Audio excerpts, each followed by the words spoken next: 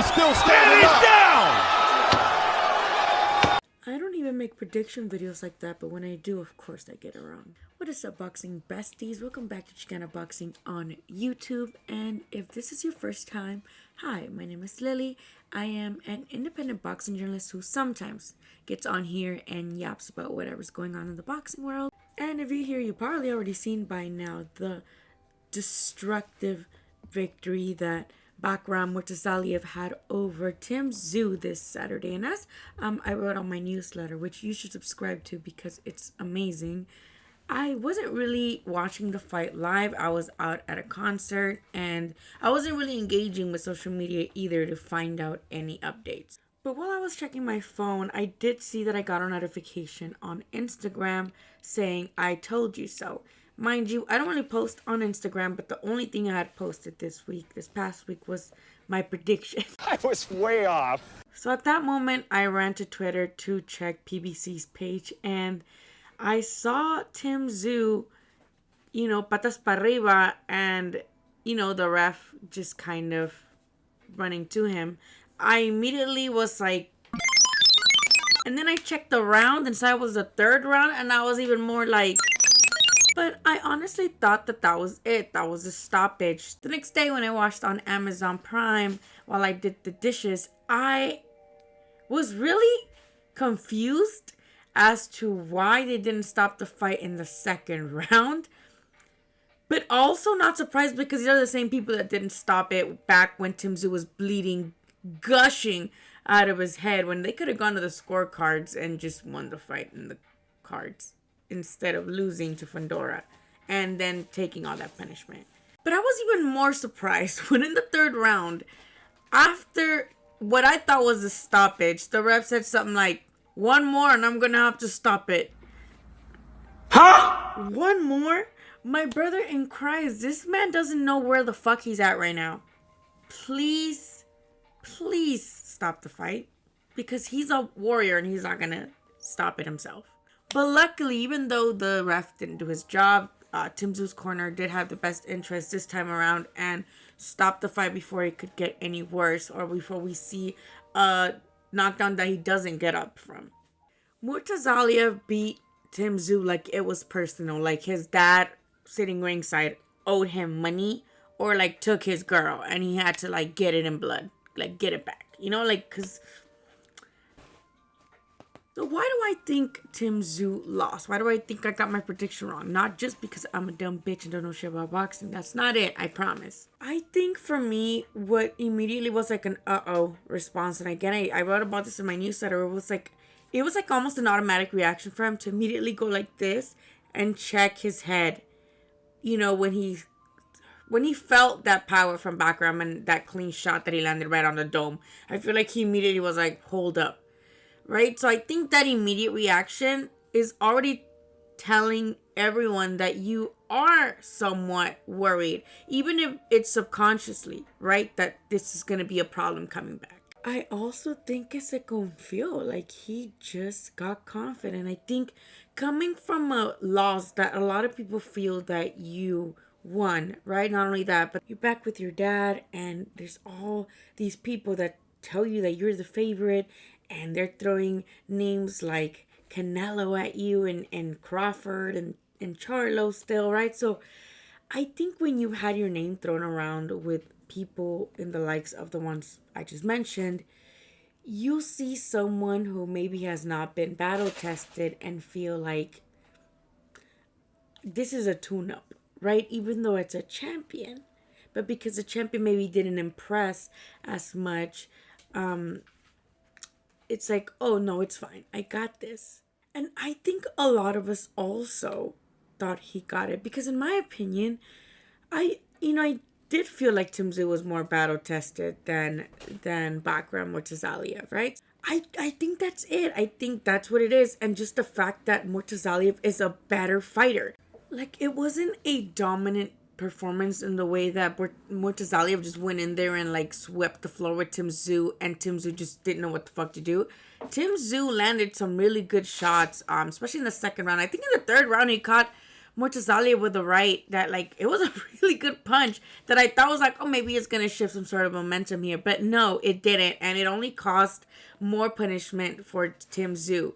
And it was competitive in the way that they were both had similar percentages when they've thrown and landed punches. It's just that Murtazaliev is the stronger, better guy that night. And I think all the post-fight comments that we're going to go in on, next, I think they all just disrespect both fighters. Because like with every fight, it's the post-fight commentary that's usually gets us going and a little bit of brain rot going on. The immediate one was, this is bad matchmaking. PBC is trying to ruin Tim Tszyu's career because he beat Fundora and they didn't get it. They didn't give it to him, and now they're an outside promoter came in and beat him on their platform. So it's like this conspiracy that PBC had something against Tim Tszyu, and this is bad matchmaking. Those were immediately stupid to me because, like, we were all doing backflips when Tim Tszyu versus Virgil Ortiz was announced. So, like, was that bad matchmaking? Because I feel like it would have been either or getting knocked out, maybe, but, like, in the way that, like, it was going to be a knockout. It was going to be a violent, more violent than we thought this was going to be.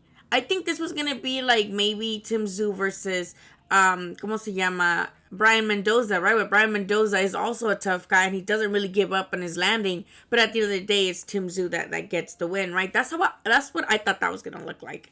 But it didn't. And I don't think Virgil Ortiz back in August wouldn't have taken it any easier on Tim Tszyu. Another thing is just like, this is a former champ, right? Maybe it wasn't like one of those real legit champs. I don't even know what the thing was in the division. I think Charlo was still the champ, but he held some sort of belt, right? So wouldn't you want to come back from a loss that a lot of people had you winning to contest for another belt? A real one this time? Like, I would again be doing backflips. Yippee! At that matchmaking. Thank you for getting me a title shot right after I just lost mine, arguably, because most people saw me winning. So that didn't make sense to me. And I think a lot of people, because a lot of people that are saying this are like usual people who just either see the promotional stuff, right? Like people that have promotional wars. That's not me. I don't care about that. But specifically Sergio Mora, right? Because he was kind of criticizing, saying that this was bad matchmaking, and because of the momentum, all this random stuff, right? But again, it was on the zone with that Virgil Ortiz card, he was not worried at all about anything to do with Tim Tszyu's career following a possible loss. Because that's just another thing. It's like, oh, Tim Tszyu's career is done. And maybe in the way that mentally he may not be able to recover from the trauma of losing in that way in front of his father, his estranged father, who had just came back to see him, right, in this fight that he was supposed to win and become champ again. That is a lot. But I don't think Tim Tszyu's a guy that would give up like that, because in his fights tells us otherwise. Like, those fights, even the ones that he didn't necessarily get a knockout, they were wars. And even the division is with the other guys with losses, Lubin and all of them, they are still going at it. Pro Box is a platform kind of for all those guys who are like maybe really struggling to get back. And I don't think Tim Tszyu is, I think it's disrespectful to just be like, oh my God, like catastrophize this loss, when this loss could have came at the hands of Virgil Ortiz in August. And I don't think this was the narrative. And speaking of Virgil Ortiz, which is something that I think I participated in and later like kind of was like, oh wait, that's kind of dumb, right? The whole like, oh well, this person would have done worse, or this, we always try to do that, right? And it's normal because as fans we like to make fantasy matches, and it's cool to speculate who we think would win based on whatever styles. But I think I saw a tweet that said something like, a lot of fighters won tonight without even fighting, because everybody was picking, oh, this fighter would have beat Tim Tszyu worse, or this fighter would have picked Tim Tszyu worse. So it's like, maybe, cool, yeah, possibly, based on Tim Tszyu's performance, I guess, we can say if that Tim Tszyu stepped in with this fighter on their best night, that could be a possibility. But that's disrespectful to Tim Tszyu, in my opinion. But I don't know. But like with Devin Haney, I would like Tim Tszyu to really take his time before coming back, and I guess think back about what went wrong, because even in the post-fight, press conference, he does look very obviously in low spirits, but saying like he doesn't even know what caught him. So maybe to go back and reflect on maybe if he did get overconfidence or looking ahead, instead of focusing solely on this Russian guy that had 16 knockouts in 22 fights, and even though didn't have the best resume, he's already a champ, and you don't take champs lightly. And you can be like, oh, he didn't. Yes, he did. In the post-fight, in the pre-fight conferences, he was like, oh yeah, I'm gonna, he's gonna find out, and I'm gonna get him, he's being fake, whatever. Like, he was overconfident. So that cost him, maybe. As for Murtazaliev, the sky's the fucking limit here. Good job. It was a great performance, and I think it's really cool to see a mix up in the division right like that, right? I love upsets because it just shakes up the division sometimes. So I think, again, the division's so freaking stacked with a bunch of guys who don't mind fighting each other even if they have losses. And I don't think this is going to be the exception. I think Bakhram is actually, like, finally, because yes, he took a bunch of step-aside money from, like, the Charlos, I think, a couple times to, like, not fight, like, as a step-aside. Yeah, I think maybe once or twice he took some step-aside money. So it's like, he was not like, it's not like he was like, oh man, give me my fucking title shot, but he got it and he waited and he was patient. He's doing the things right. So I think now, kind of like the whole disrespectful thing where fighters are like, oh, this guy who loses is a bum. The total opposite happens with the winner, when now people feel like Murtazaliev can beat everybody up to freaking Terence Crawford. Up to 160 can beat, right? So like, a lot of extremes. But I do think, he can get a shot at the Saudi bag with Terence Crawford. Terence Crawford doesn't want that. If he doesn't want to keep chasing that Canelo payday, if Fundora doesn't fight either Crawford or Spence for some reason. And Charlo's coming back soon. So maybe after Charlo gets his comeback, they could set something up with Murtazaliev. Fight since they were supposed to be four. So honestly, let me know who you would like to see him against in the comments, and let me know what you think about this fight, about Tim Tszyu.